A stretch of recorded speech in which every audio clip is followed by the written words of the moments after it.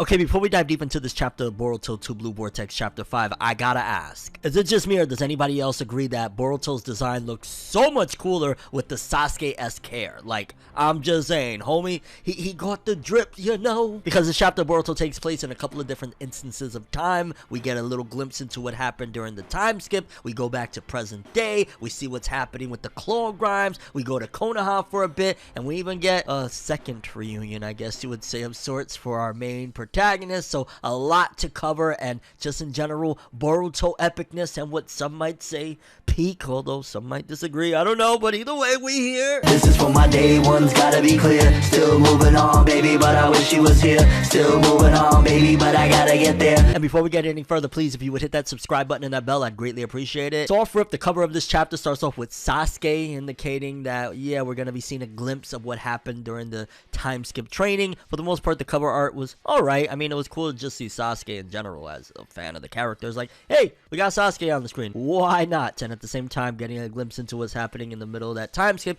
is also a pretty cool thing, even though I'm pretty sure upon the anime's return, whenever that may be, all of this stuff will get extended and expanded upon. So in essence, it's probably going to be even better whenever the anime returns. And off rip, we are greeted with a Boruto with somewhat of a different look, because in this flashback we get a glimpse into what was going on again during the time skip where Boruto and Sasuke were training, and we see Boruto with longer Sasuke type-esque hair while he's training with his master Sasuke. And again, I gotta stress that, yo, that design is cold. I don't know what it is with Naruto manga and deciding to go with the short hair over the long hair, badass look. Although I get it, it's Japanese customs. Apparently it's like a big deal. If you cut your hair, it's a sign of maturity. But yo, Jiraiya was the coolest guy around and he never cut his hair. I'm just saying, I guess we're not really thinking about the cool, are we? But apparently during this time of training, at the very least at this point, Sasuke tells Boruto that he pretty much already taught him everything that he needed to know. Styles, his techniques, and just in general what Boruto has been training up until that point, which makes you question, okay, when did this occur? You got to imagine potentially maybe within year 1, because he does reference this year. So it might have been after the first year of them training,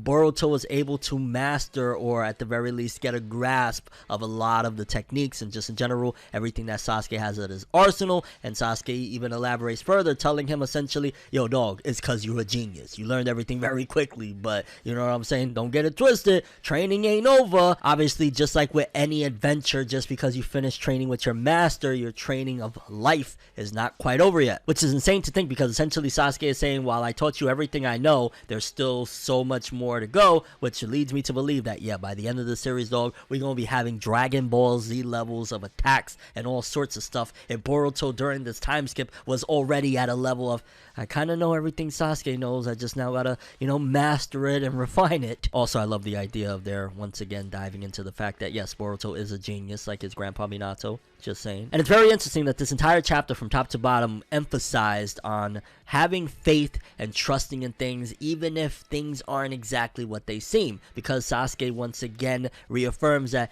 even though his memories was telling him one thing, he had faith in not only his daughter but also the feelings that were coming to him, because even though his mind was telling him, you know, hey, I have memories of training my student Kawaki or whatnot, ultimately his feelings were telling him to bet on his daughter and Boruto. So that's a very big aspect that is again carried throughout the chapter, of people having faith within themselves or within something that they strongly believe in. And in this case, it's Sasuke believing in his daughter and obviously his student. And I feel like the transitioning between that scene and what happens after the fact was so sharp that once again, whenever the anime returns, they need to give us full-blown arc demonstrating and going into detail on all of these events, because following that we go to Sasuke, Boruto, and what happened to Code's eye, because it was not Boruto as we previously thought that injured Code and took out his eye, but it was Sasuke who nipped out Code's eye as they were overwhelmed and surrounded by Code and his 10-tailed army. And yeah, this is where it gets tragic. Once again, I'm going to stress that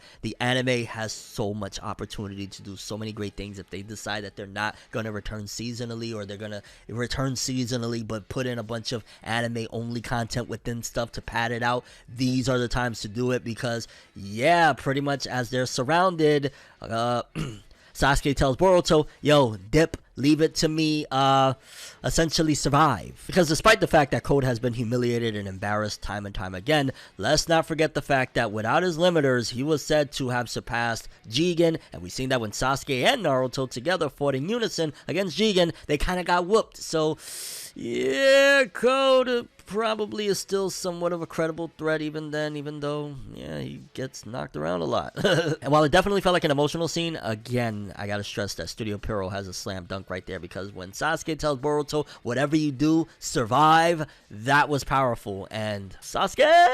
It essentially explains what happened and how Sasuke was treeified because he allowed his student to get away while he stood behind. Although again, I wonder how long ago was that, considering the panels following that. When we cut back to present day, we see Boruto and he's in front of Sasuke when Sasuke's, inside the tree, and you see a bunch of corpses surrounding the tree from the Ten Tails, the Ten Tail clone corpses. And also this is explaining how Boruto got Sasuke's sword that we see in the very beginning of the manga, which a lot of this tells me that once again Naruto and Sasuke are really going to be scarce throughout the story of Boruto moving forward, because if this is giving the explanation on how he got Sasuke's sword that we see in the very first chapter of the manga, which Boruto is technically even older in that first chapter than he is where we're at right now. Likewise with the whole saying of Kawaki saying, I'm going to send you the way of the seventh, meaning that technically Naruto might still be sealed at that point. Yeah, it looks like they've made a very conscious choice and effort to remove Naruto and Sasuke entirely from the manga. Not only nerfing them, taking away Kurama and the Rinnegan, but just in general, their presence now is going to be very scarce, and I'd imagine they might lean more on referencing them opposed to having them full-blown in the story. But we'll get back to that in a bit. Because then we cut to Konohamaru and, is it Team 10, Shikadai and them, essentially looking at Moegi in the tree, and apparently saying that she saved a mom and kid that were running late, and showing, in my opinion, that was mainly just all an excuse to showcase, hey, this is the, Harley Quinn looking claw grime. Yeah, that's 100% Moegi for those that were wondering. So that was mainly a scene to clarify that, because in all honesty, does anybody really want to see Moegi even if she's trapped in a tree? Also a very interesting choice of a character to, kind of put into prominence there, although I kind of like it. Apparently these claw grimes can feel what their counterparts are feeling, and yeah, the Moegi one says that they are feeling despair or deep despair,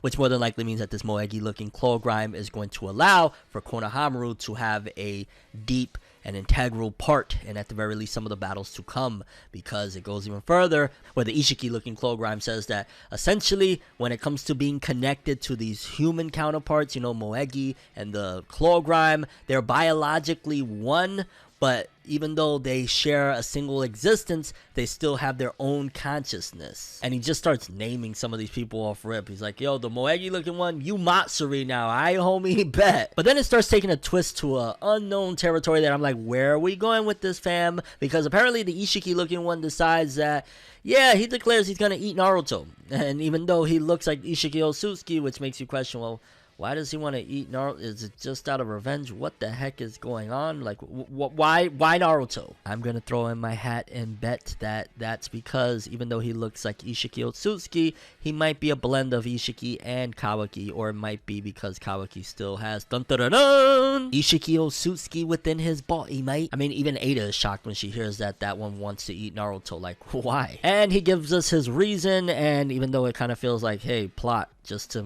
keep Naruto relevant in some form or another despite him not being in the manga, it's because the instinct moving us is changing us too. So they are changing even with this instinct that's moving them, which makes it that, yeah, let's just say plot. Because then following that, Matsuri, aka the Moegi looking claw grime, says that she wants Konohamaru, which that makes sense. There's a connection between Moegi and Konohamaru. They've been childhood friends. Again, I like that because it's going to put Konohamaru in a position where maybe he might have the fight of his lifetime and it'll be against Moegi, but it'll give Konohamaru a really dope moment. Following that, the Sasuke looking claw grime asks Jura, aka the Ishiki looking one, yes, his name is Jura, like, the juror, the person that is going to be judging things, so to speak. Interesting. And with the Sasuke one asking Jura, who are we, he responds with essentially, don't worry about it, which makes me question, what is he up to if he's trying to tell them like, yo, don't think too much, you know what I'm saying, don't worry about none of that, but by the way, yo, your name is Hitari, dog. Like, he straight up is just trying to take control of this whole situation and not really caring much about the other claw grimes, in my opinion. Sounds a bit manipulative, my lord. And while Ada is watching all of this transpire via her clairvoyance, which essentially doesn't, physically put her there, somehow, some way, the bug-looking claw grime, Bug, remember Bug, the old creep that was with Code? Yeah, that dude. He's able to interact with her and tells her that he's going to eat her, which I ain't gonna lie, that was kind of horrifying. That right there was one of the most terrifying parts of the chapter, bar none. It's just like Ada sweetly looking on, thinking she's safe, and then, hey, creepy old dude is like, ah. Yeah, I don't know, it's weird. And if that wasn't weird enough, the Hidari one, aka the Sasuke claw grime, says that he's going to eat Sarada, which again connects something that makes you question other things, because if the Moegi looking one, Matsuri, wants to eat Konohamaru, they're childhood friends, and the Hidari one wants to eat Sarada, aka, technically the father to Sarada, then why does the other claw grime that looks like Ishiki want Naruto, unless he's connected with Kawaki, which would clearly, we know Kawaki's obsession with Naruto. And that'll also put Kawaki in an interesting position as well, because he's been doing all of this terrible stuff to kind of save Naruto, and in turn, now you got another threat that's going after Naruto. So yeah, bite on that one, Kawaki. And then, hey, look, after 5 months at the very least, not to mention the break before that, there's Amado. It's been like forever and a time skip since we've seen him. However, we do recognize almost immediately, or at the very least he proclaims, he's aware to a degree that his memories have been overwritten. For whatever reason, they love to put him and class rep in scenes together in the lab or whatnot. Why not? I mean, technically she comes from that environment, but yeah, they always love to put those scenes together. And he proclaims as he's talking to her that he knows he's the one that worked on Kawaki's body. He's seen signs that are done by him and can only be done by him, and he states clearly that the karma he needs for his daughter is not on Boruto, but on Kawaki. So despite the clairvoyance that, transpired throughout the world, he is not affected by it, which could be a multitude of different things. It could be the same way Sasuke is overriding it by having faith in Sarada and Boruto. It could be that Amado is having faith in the science. It could be that Amado is having faith in himself, or it could be he's related to, and not affected therefore by the clairvoyance. Yeah. And I ain't gonna lie, I was kind of like, oh snap, because shortly after that, Sai informed Shikamaru on that very conversation, which kind of makes me question a couple of things, because if they shortly into this time skip, which technically we're 5 months in, 5 chapters, but let's just say another 5 chapters into this whole situation, they come to grips with the reality that reality isn't reality, and Boruto is not a criminal that killed the 7th, he's actually his son.